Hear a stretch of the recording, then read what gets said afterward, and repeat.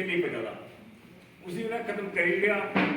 ਜਿਹੜੇ ਲੋਕ ਹੈ ਮਨੁਸਮ੍ਰਿਤੀ नहीं पढ़ी थी वो पढ़ी दिखण तो ਉਹਦਾ ਕੰਪਿਊਟਰ कने कंपेयर कर जे उन्हें पसंद आना तो फिर अगला स्टेप लिया वो लिया। इस वास्ते नेताओं से कहते हुए ये बाबा साहब ने 1856 आगरा में कहा था।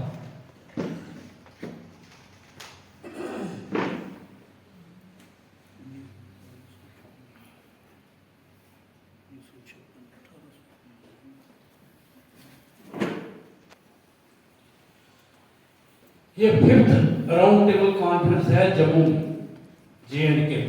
अभी लाइव टेलीकास्ट चल रहा था। राउंड टेबल कॉन्फ्रेंस ग्वालियर में हो रही थी। देश के हर कोने में इस प्रकार की कॉन्फ्रेंसें हो रही हैं और लोगों को जगाया जा रहा है। आज का जो agenda protection of constitution and democracy. आप सब लोग बुद्धिजीवी हो, आप देख रहे हो कॉन्स्टिट्यूशन कितना तब्दील हो गया, डेमोक्रेसी क्या। बड़ी मुश्किल से इस तरह के गेट टुगेदर हम कर पाते हैं। कितनी ही एजेंसियां जो हैं वो डेमोक्रेसी पर बोलने नहीं देती। कॉन्स्टिट्यूशन की धज्जियां उड़ाई जा रही हैं। फंडामेंटल राइट्स जो आपके राइट्स हैं, फंडामेंटल राइट्स ऑफ स्पीच है, राइट्स ऑफ रिलीजन है। आज ही मैं देख रहा था वीडियो पर एक क्रिश्चियन नौजवान को पीटा जा रहा है। कल मैं देख रहा था एक सिख नौजवान को पीटा जा रहा है। शेड्यूल कास्ट और ओबीसी की बात छोड़ दीजिए, इनको तो लगातार हर जगह पिटाई होती रहती है और ये आदी भी हो गई है पिटाई। लिहाजा कैसे एकजुट किया जाए ये सबसे बड़ा मुद्दा है। और ये जो आगे आने वाले मुद्दे हैं सब इसी में है। सबसे बड़ा मुद्दा ही सेव ऑफ कॉन्स्टिट्यूशन है, प्रोटेक्शन ऑफ कॉन्स्टिट्यूशन और डेमोक्रेसी। दूसरा मुद्दा है क्योंकि ये इस समाज की मीटिंग हो रही है, हर एक की कुछ ना कुछ एक्सपेक्टेशन है इस कॉन्स्टिट्यूशन से, कुछ उसमें रखी गई है। कुछ लोग अपनी बहुमती के लिए, अच्छाई के लिए चाहते नहीं।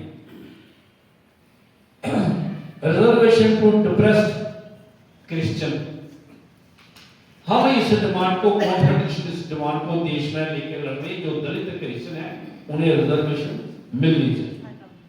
इसके साथ मुस्लिम भी हैं, हालांकि मुसलमानों को भी रिजर्वेशन जो है अदर बैकवर्ड क्लासेस में उनको भी शनाख्त की गई।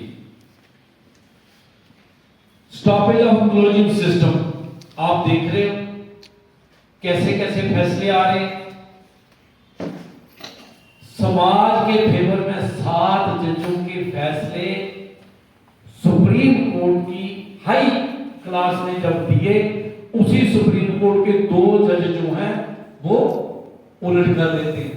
जो 7 जजों ने फैसला दिया हो हमारे फेवर में, समाज के फेवर में, SC ST OBC के फेवर में, वो 2 जज का मतलब है ये जो कॉलेजियम सिस्टम है, जज ही जज अपॉइंट करता है। भाई इनके लिए कोई टेस्ट नहीं है। IAS के लिए या KS के लिए टेस्ट हो सकते हैं, तो इनके लिए क्यों नहीं है भाई। हायर जुडिशरी हो गई, एजुकेशन हो गई, प्रमोशन हो गई, इनमें अधिकार मिलने चाहिए। कंट्रेक्चुअल सिस्टम है, मैंने कहा ना आपको कॉन्स्टिट्यूशन तब्दील हो रहा है देश में। ये कंट्रेक्चुअल सिस्टम जो है, जम्मू कश्मीर की बात करूं, रेफरेंस लीव, रेफरेंस राज, कंट्रेक्चुअल डॉग, डेली नीड में आंगनवाड़ी वर्कर, SPO की भर्ती, नेशनल रूरल हेल्थ मिशन, ये कंट्रेक्चुअल सिस्टम है। यहाँ कोई कानून नहीं देखा गया कि कानून में क्या लिखा है, किसके लिए क्या था, SC के लिए, ST के लिए, OBC के लिए क्या था। और बड़ी बात है जिन्हें मोदी साहब ने ये कहा है कि जो बारियर है, सफाई कर्मचारी मेरे भाई, परमानेंट नौकरी नहीं उनको देनी है, कॉन्ट्रैक्ट सिस्टम पर रखा है। ठेकेदार आगे से उनको 4000 5000 पर सफाई करवा लेता है। कौन लड़ेगा भाई?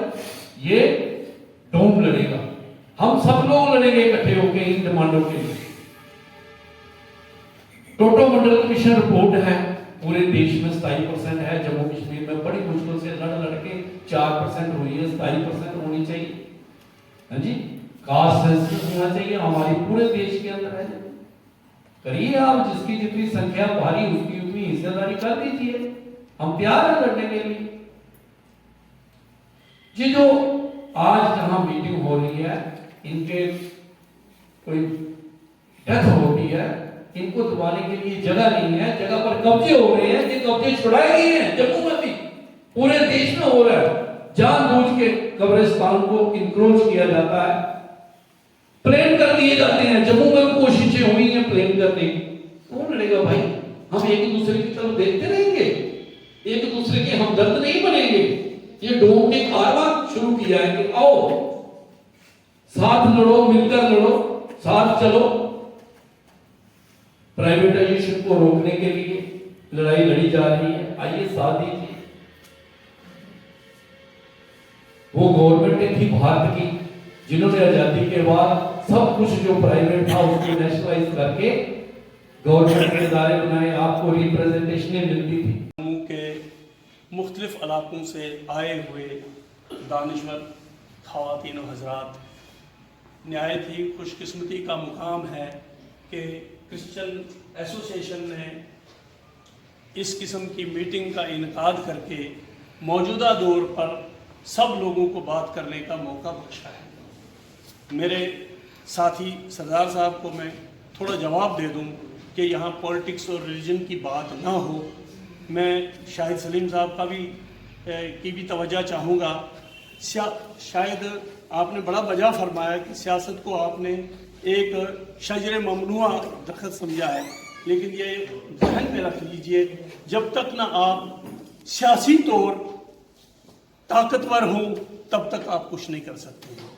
आपका फरमाना यह भी दुरुस्त है कि यहाँ सियासी बात ना हो। आपको क्या मालूम मैं किस तंजीम से वाबस्ता हूँ, लेकिन मैं उस तंजीम का प्रोपेगेंडा यहाँ नहीं करूँगा। और इस वक्त तक जितने भी हमारे मुगर्रीन ने बात की, किसी ने अपनी तंजीम की कोई बात नहीं रखी। अगर सरदार साहब ने बात की या किसी साहब ने बात की, मज़हब की कोई अच्छाई लेकर बात की। मेरा भी ख्याल था कि मैं भी कुरान पाक की एक आयत आपके गोश गुजारिश करता कि हम हिंदू, मुसलमान, सिख, ईसाई, बाकी ये बाद में है, सबसे पहले हम बनी नौ इंसान हैं, हम एक आदम और हवा के फर्जंद हैं। तो मुद्दा है इस वक्त कि जमहूरियत में हम कॉन्स्टिट्यूशन का तहफ़्फ़ुज़ कैसे करें। जो कॉन्स्टिट्यूशन हमारा पिट रहा है, जिसकी दुर्दिशा हो रही है, उसका तहफ़्फ़ुज़ कैसे करें। आपको सबको मालूम है कि ये जो हमारा आइन है, इसके जो आर्किटेक्ट थे, बेशक उसमें कॉन्स्टिट्यूएंट असेंबली थी, काफ़ी लोग उसमें शामिल थे, लेकिन उसकी सरपरस्ती बाबा भीमराव अंबेडकर साहब कर रहे थे। बड़ी बदकिस्मती की बात है कि पिछले 2-3 साल पहले मेरे नॉलेज में ये बात आई कि साहब ये भीमराव अंबेडकर साहब नहीं थे। की मैं जन सकती हूँ, बहुत अच्छा लगा है यहाँ पे आकर कि एक मंच पर आपने हिंदू, मुस्लिम, सिख, ईसाई को इकट्ठा किया। जब हम छोटे छोटे होते थे तो जब कोई जलसा वगैरह होता था तो हम सुनते थे एक ही नारा सुना करते थे, हिंदू, मुस्लिम, सिख, ईसाई आपस में है भाई भाई। लेकिन आज के दौर में हमने बहुत सी जगह पे सुना है हिंदू, मुस्लिम, सिख, इतिहास बन गया, ईसाई को काट दिया। हमारे ईसाइयों के साथ भी बहुत ही भेदभाव वगैरह हो रहा है। ईसाई खामोश है, कमजोर नहीं है। हमारे जीसस क्राइस्ट ने हमें सिखाया है खामोशी से सहन करो, क्योंकि हमारी किताब में लिखा है, बाइबल में, जब ऐसी अब गाय सुनोगे, जाति पे जाति चढ़ाई करेगी, राज्य पे राज्य चढ़ाई करेगा, तो उसका आना नजदीक है। हम अपने परमेश्वर जीसस क्राइस्ट का इंतजार कर रहे हैं, लेकिन स्लोगन साहब मेरी सारी जितनी संस्थाएं हैं वो सब आपके साथ है इस काम में। जब आप हमें बुलाएंगे फिर अपनी संस्था के साथ हम आएंगे। एक बात बोलना चाहती हूँ, मैं भी एक फौजी की बेटी हूँ।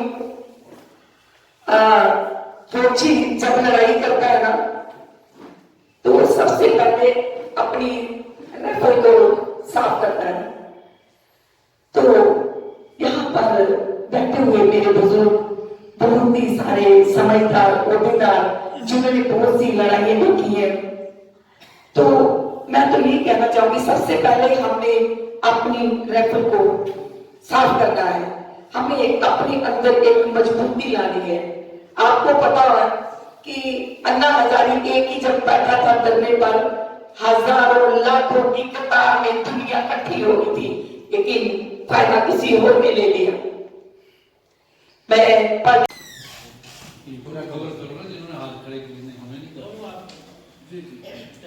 दूसरा मुद्दा है जो आज, क्योंकि एक ऐसी सभा जिसमें कोई दो राय नहीं है कि इस देश में, इस रियासत में दबी कुचली क्लास है क्रिश्चियनिटी, और हम देख भी रहे हैं, आंखों से सुन भी रहे हैं। प्राइवेट सेक्टर इनके ऊपर ज्यादा अटैक, नीचे वाले लोग जो है हमारे समाज में जो तरक्की याफ्ता नहीं, उसके ऊपर ज्यादा है। और जो बाकी मुद्दे लड़ाई के जो रखे गए, क्या वो मंडल कमीशन हो, क्या वो संसद हो, क्या वो प्राइवेट सेक्टर हो, जो हमारे भाइयों को 4-4, 5-5 हजार रुपया मिलता है, इसका भी आज रेजोल्यूशन पास होगा कि हम सब लोग इस पर लड़ें, हाथ खड़ा करके बताएं। तीसरा और इंपॉर्टेंट मुद्दा है जो पूरे देश के अंदर है कि जिस आदमी ने ये संविधान लिखा है, जो कॉन्स्टिट्यूशन पार्लियामेंट हाउस है, वो संविधान का घर है, किसी और के नाम पर रखा जाएगा तो ये सिला शबाद ना हो, तो क्यों ना ये बाबा साहब भीमराव अंबेडकर के नाम पर रखा जाए। हाथ खड़ा करके अगर मंजूर है तो हाथ खड़ा करके करें। तो साथियों, ये जो 3 मुद्दे आपने आज पास किए, जितने भी लोग आए हैं वो इस कारवां को अपने अपने कॉन्स्टिट्यूएंट पर ले जाएं, खुद जहां से आए हैं। छोटी President R. Kalsotra Doom, Ashu Peter, all Christian President, all Christian JNT सभा, और आए हुए यहाँ सभी डेलीगेट्स को मैं तहे दिल से धन्यवाद देता हूँ, क्योंकि वे अपना कीमती समय निकाल के ये जो हमारी कॉन्फ्रेंस हुई उसमें किस प्रकार हम अपनी कौम को आगे लेकर और अपने पिछड़े हुए जो हमें राइट्स नहीं मिल रहे उनको लेने के लिए हम यहाँ एकत्रित हुए। आपने कीमती समय दिया, इसके लिए हम आपको सबको धन्यवाद देते हैं। एंड साथ ही साथ हम धन्यवाद देते हैं अपने right reverend bishop Ivan Brara ji को, reverend father Jaipat Masih, mister R K Kasotra ji, Shri Kuldeep Singh ji, all the speakers और जितने भी सीनियर मेंबर्स और जितने भी मेंबर ऑफ सभा, ऑल क्रिश्चियन सभा के मेंबर यहाँ पे उपस्थित हैं, उसको भी हम सबको धन्यवाद देते हैं।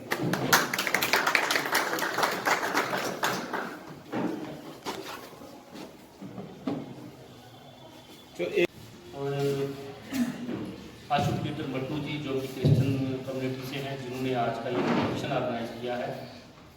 मेरे तमाम साथियों, मैं समझता हूँ कि जो आज का हमारा एजेंडा है, जिस पे हमने यहाँ पे जो डिस्कशन की है, एक चीज तो बहुत क्लियर है कि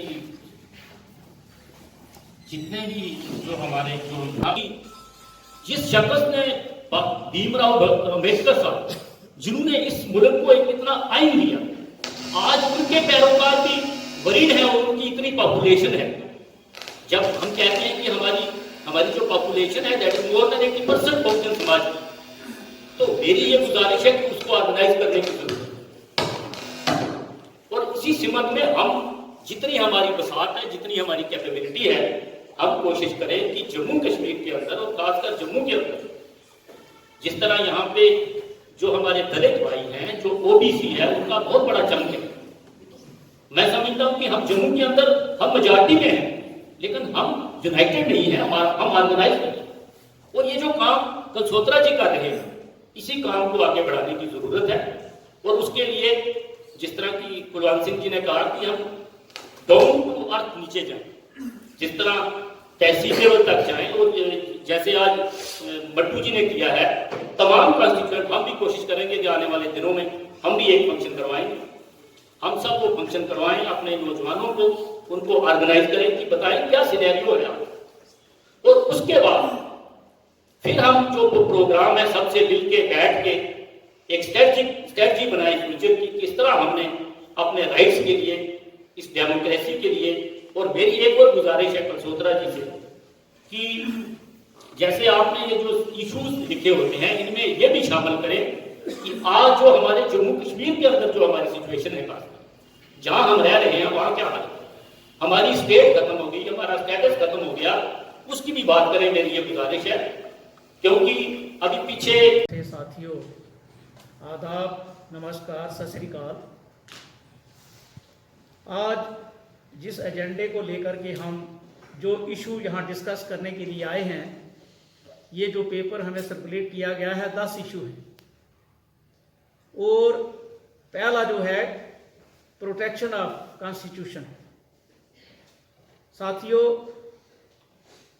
बाकी जो इशू हैं वो इसी की देन है कि वायोलेशन हो रही है कॉन्स्टिट्यूशन की।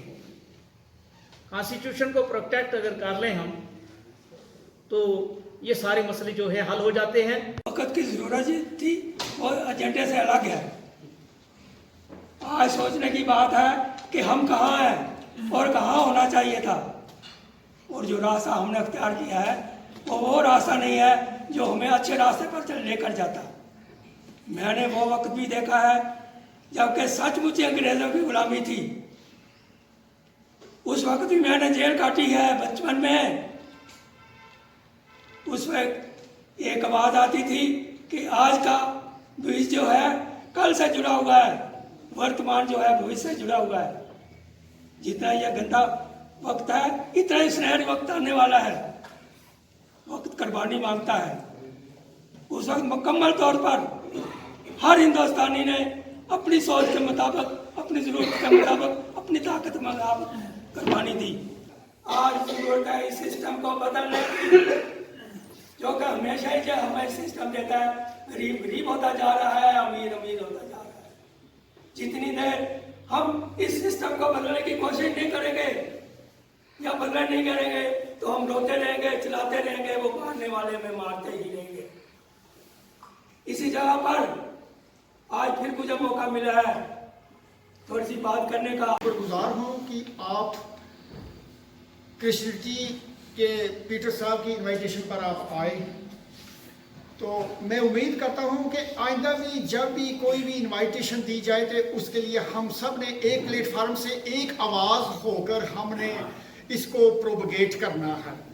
और इसमें मैं पुरजोर हमेशा जब भी मैं डोम के साथ या किसी और प्लेटफार्म पर रहा तो मैंने हमेशा अपनी जो जे.एंड.के स्टेट है उसकी आइन की बहाली के लिए, जमहूरियत की बहाली के लिए मैंने पुरजोर अपील की है। मैंने यूएनओ से भी अपील की है और मैं आज इस स्टेज से भी अपील करता हूं कि हमारे जो राइट्स हैं जे.एंड.के के, हमारी जो जे.एंड.के की डेमोग्राफी है, कॉन्स्टिट्यूशन है, उसको भी बहाल किया जाए। और हम यूएनओ और तमाम दुनिया से ये अपील करते हैं कि इसके साथ हमारा साथ दिया जाए और हमारी जो इस वक्त तक जो नशलकुशी की जा रही है उस पर भी तवज्जो दी जाए। बस मेरा इतना ही था। बीइंग ए पोस्ट मैं आप सबको यहाँ पे आमंत्रित किया कलसोत्रा जी ने हमने तो सरदार प्रदीप जी जो डोम के सेक्रेटरी हैं उनका भी स्वागत करता हूँ और क्लैपिंग करते हैं। FC सत्या जी जो बैकवर्ड क्लासेस के स्टेट प्रेसिडेंट हैं उनका स्वागत करता हूँ। साइंस मैं कॉमरेड सुखदेव सिंह जी का स्वागत करता हूँ। कॉमरेड प्रीतम सिंह जी ने और मोहम्मद यूसुफ नूर साहब जी का भी स्वागत करते हैं। शशि सियाल जी का भी स्वागत करते हैं। हमारे क्रिश्चियन सभा के जो एडवाइजर्स हमारे बीच में आए हैं, जो सीनियर मेंबर आए हैं, मिस्टर नाजर जी, उनका स्वागत करते हैं।